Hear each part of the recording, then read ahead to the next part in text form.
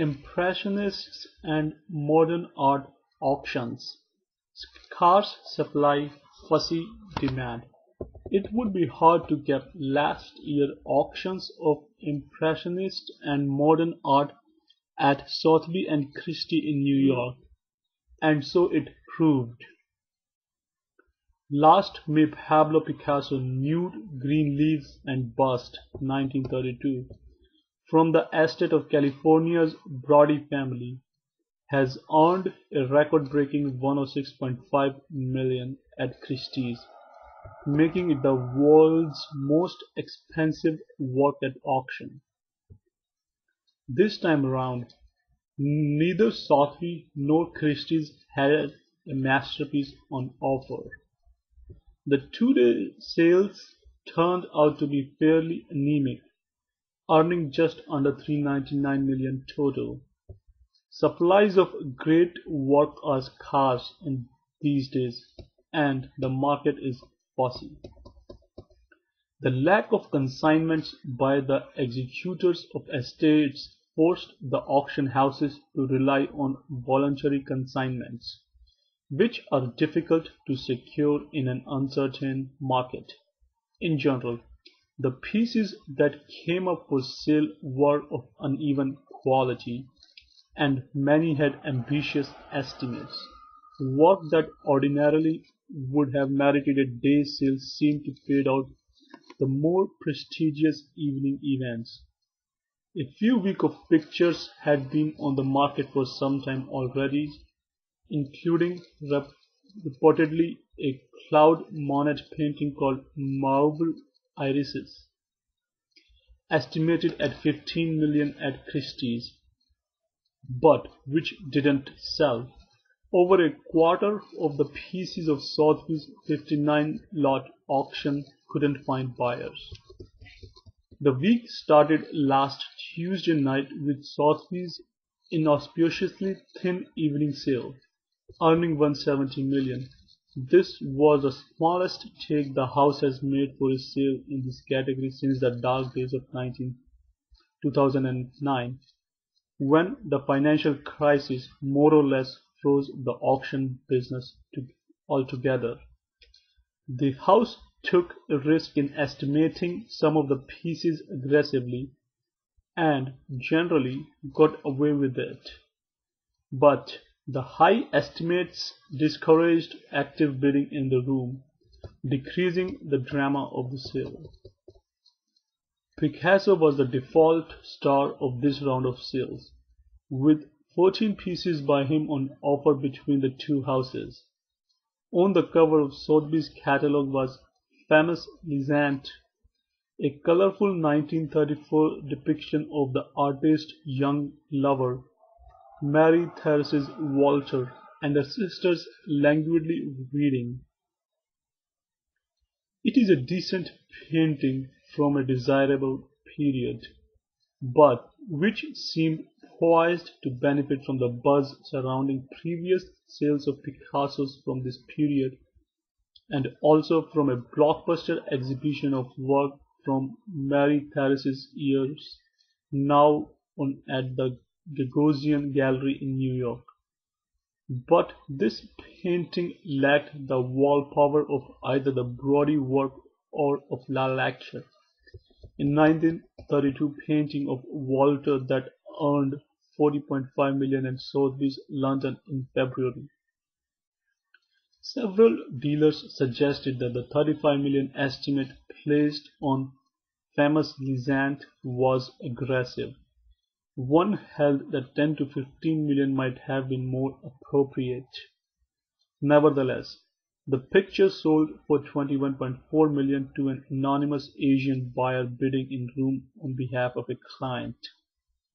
The same bidder also bought El Hermitage at Pointoise, a landscape by Pissarro.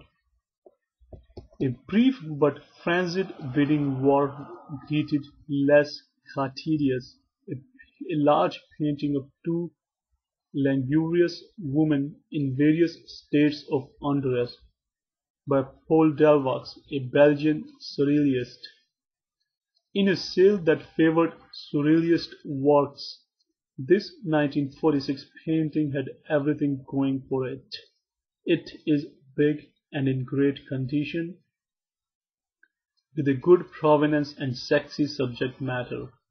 It went for just over 9 million, well above its top estimate of 5 million, to Victoria's girlfriend, a representative of Gagosian Gallery who works with Russian clients.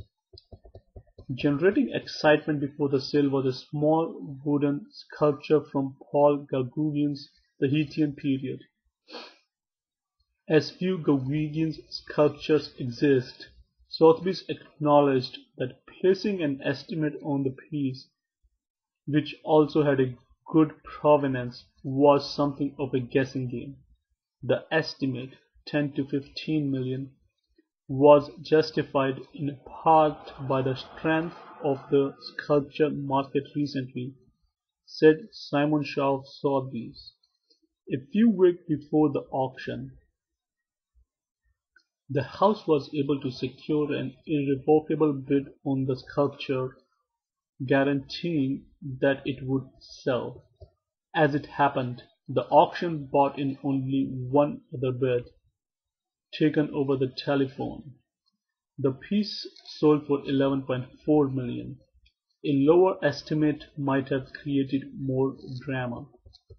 Despite the dearth of activity in the room, with many artworks getting just one or two bids,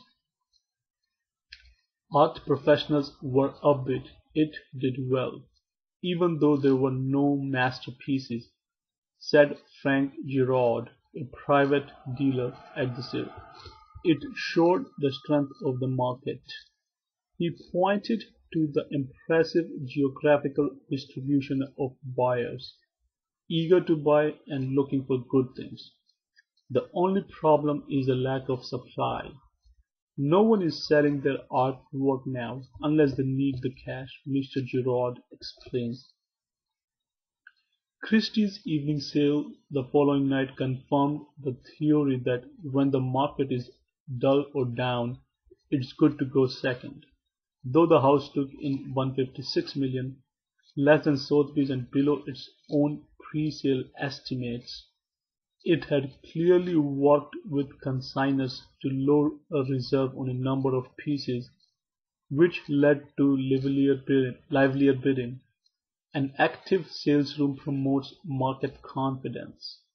Christopher Birch, the auctioneer, reaffirmed this in his post-sales press conference. It feels like a busy sales room to me. Two landscapes shared the top spot in the auction: Monet's Les Pupilliers and Maurice de Lamennais' vibrantly colored Pieces de Boulogne. Both made 22.5 million, within their pre-sales estimates, but the latter generated the most excitement, as it had been consigned by Stephen Cohen, a hedge fund honko and ambitious collector. In the event, he made a respectable profit on the painting, having bought it at Christie's in 1994 for 6.8 million. Connor Jordan of Christie's placed the winning bid, after a heated battle in the room with Guy Bennett, a private dealer and former head of Christie's Impressionist Modern department. It was later revealed that New York's Aquavella Galleries have purchased the piece on behalf of a client. In the wake of sales, Sotheby's stock went down 8% to 46. Some dealers say the market is now stronger in the private sales area, as potential sellers remain reluctant to gamble on a public sale. This could mark an historic moment for the houses. Impressionist modern auctions have always been more successful than those of contemporary work, which suffer less from the problem of scarcity. Many are now eagerly watching the contemporary auctions this week to see if the market for new work has finally outpaced the old for old standards.